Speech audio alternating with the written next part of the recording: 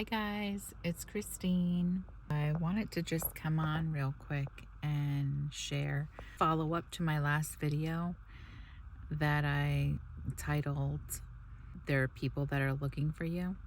And this is the part 2. So if you watch that video, this is just a follow up to that. I wanted to continue talking about how there are people that have really been looking for you in the spirit, and they are really, just wanting to know what you're doing. They want to monitor you, and God has you hidden. God has you hidden in this time. And so they're not able to reach you. So in addition to that video, the part 2, I want to talk about there are some people that never thought that you would get healed and whole that first of all, they never thought you would, to the point where you would have survived what you've gone through. And especially like with abuse survivors. And so, So not only did they think that you would not had survived what you've gone through, and they really didn't think that you would survive the abuse. In addition to that, they never thought that you would become the heal and whole version of yourself to live and to tell the story. And I know for me in my situation that, there were people that really wanted to sacrifice me on the altar of their covenants, their agreements, their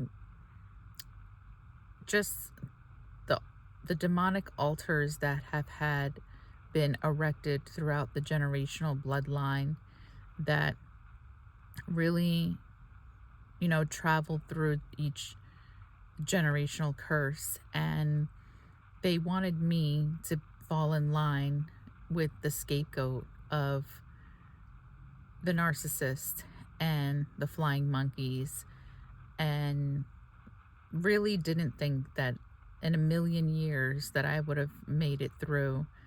And I've had, people in my own family that had said, well, you'll never be anything, you'll never amount to anything. I mean, just really, really vile things that nobody would ever even think to say to someone, never, much less their family member. And I was told these things by, close relatives. And what I realized is that there were these demonic altars that were being fed. And what happens when you don't feed that altar, those demons will be punished.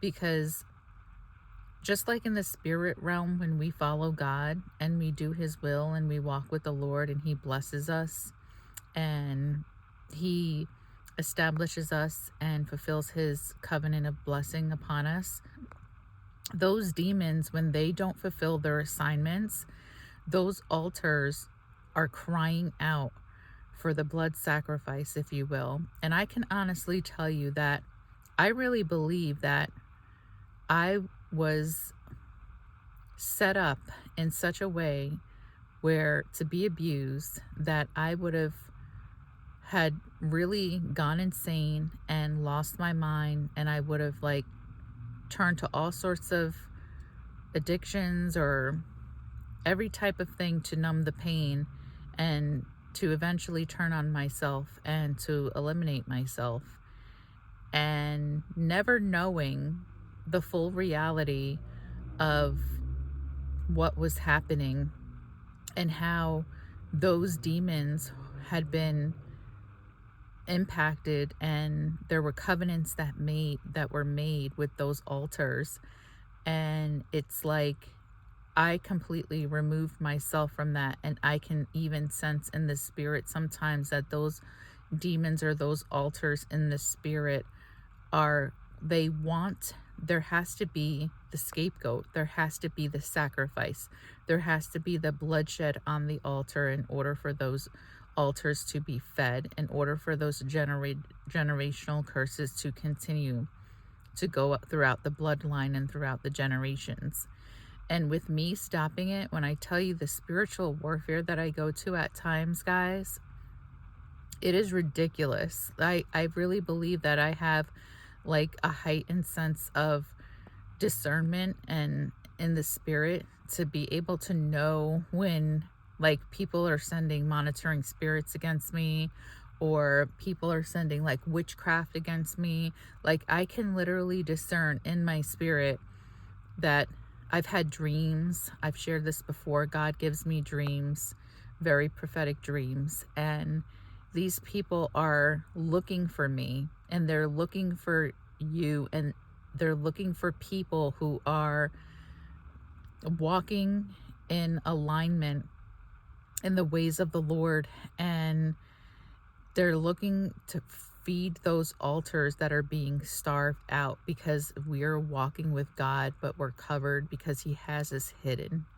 He has us hidden in the cleft of the rock. And even more so, they did not think that you would even make it out alive because of the abuse that you endured. That, hold on one second. Not only did they think that you wouldn't make it out alive, they never would have bet that you would have become the heal and whole version of yourself that you are today in order to live to tell the stories.